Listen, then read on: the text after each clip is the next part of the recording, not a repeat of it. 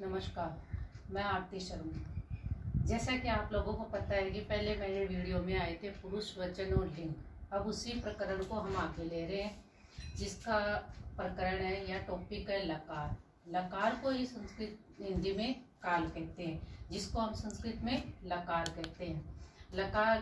लकार की परिभाषा है क्रिया के काल या उसके विशेष प्रयोजन को सूचित करने के लिए संस्कृत में लकार का प्रयोग होता है, अर्थात ये क्रियाओं की विभिन्न अवस्थाओं तथा कालों का काल जैसे भूतकाल, भविष्यकाल, वर्तमान काल आदि का बोध कराते हैं। वह लकार अर्थात हिंदी में काल कहलाते हैं।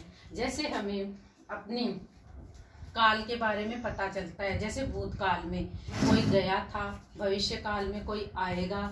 ऐसे शब्द जो हमें कालों की सूचनाएं देते हैं या कालों के बारे में ज्ञान कराते हैं, उसको ही संस्कृत में लकार कहते हैं। संस्कृत में वैसे तो 10 प्रकार के लकार माने गए हैं, किंतु मुख्य रूप से हमारे लिए प्रयोग में ज्यादातर 5 ही लकारों का प्रयोग किया जाता है, जो इस प्रकार है।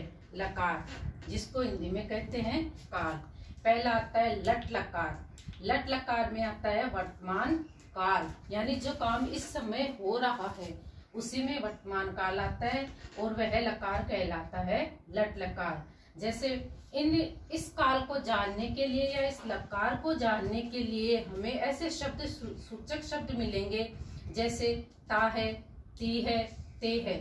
वह जाता है, वह जाती है, वे जाते हैं। ऐसे शब्दों का प्रयोग जब हमारे सामने आता है तो हम उसको मानते हैं वर्तमान काल, और वो वर्तमान काल लकार में परिवर्तन होता है तो वह कहलाता है लट लकार। इसी प्रकार दूसरा लकार आता है लिंग लकार। लिंग लकार में भूतकाल का प्रयोग होता है। भूतकाल यानी जो हमारा पीछे बीता हुआ वक्त होता है, जैसे हमारा पास्ट होता है भूतकाल, पीछे बीता हुआ, जैसे था, थी, थे।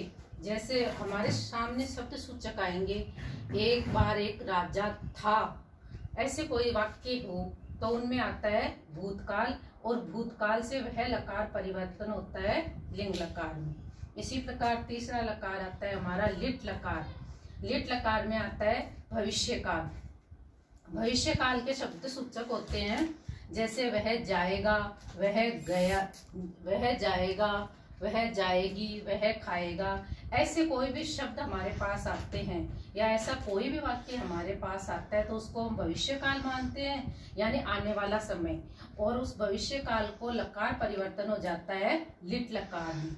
इसी प्रकार चौथा होता है लकार लोट लकार, जिसका काल होता है आज्ञार्थक काल, यानी कोई किसी को आज्ञा देता है। आज्ञा देने के दौरान जैसे वाक्य आते हैं, उन वाक्यों को पहचान कर ही हमें पता चलता है कि यह आज्ञार्थक काल है।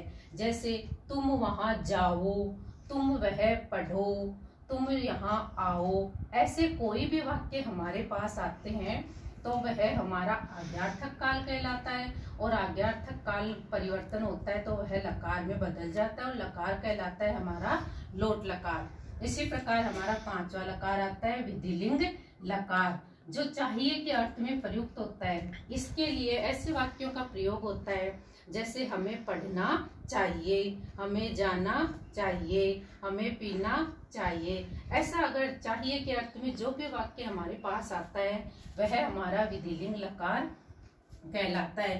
कई बार हमारे पास विधिलिंग लकार के लिए एक ऐसा होता है कि इसकी पहचान, कई बार बड़े बड़े क्लासों में जाते हैं तो इसकी पहचान विधिलिंग लकार नहीं आके विधिलिंग लकार को ओनली लिंग लकार के नाम के रूप में भी जाना जाता है। तो आज का हमारा यह टॉपिक यहीं समाप्त होता है, और आगे इन लकारों की परिभाषा जानने के लिए हम अपना दूसरा टॉपिक तैयार करेंगे, जिनमें इनकी परिभाषाओं के आधार पे आपको लकारों की पहचान बताई जाएगी। धन्यवाद।